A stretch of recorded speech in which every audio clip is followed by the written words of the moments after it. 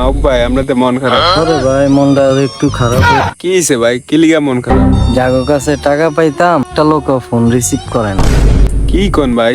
আরে ভাই কালকে তো চাঁদ রাত, এখন কি করুম মাথায় খেলতেছে না। ঠিকই ভাই, বিপদ আইলে বোঝা যায় কে আপন কে পর ভাই।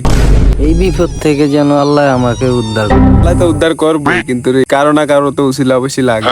অবশ্য ঠিক। আপনার যে এই বিপদ ভাই, একটা উপায় আছে। কি উপায় রে? না একটু কষ্ট।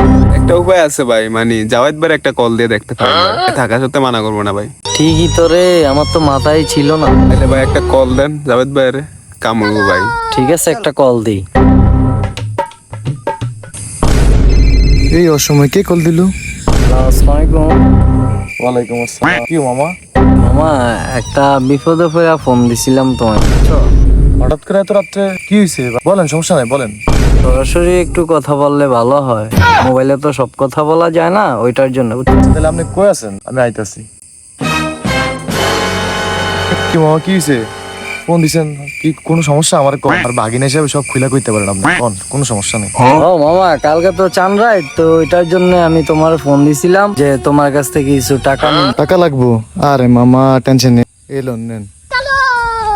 ধরুন মামা, ধরুন। তুমি যে উপকার আমার করছো, তোমাকে ধন্যবাদ দিয়ে ছোট করব না, তোমার জন্য দোয়া রইল। আর মামা সমস্যা নেই, আপনার উপকারে আমি, আমার উপকারে আপনি, এটাই দুনিয়া মামা। বন্ধুরা, মানুষ মানুষের জন্য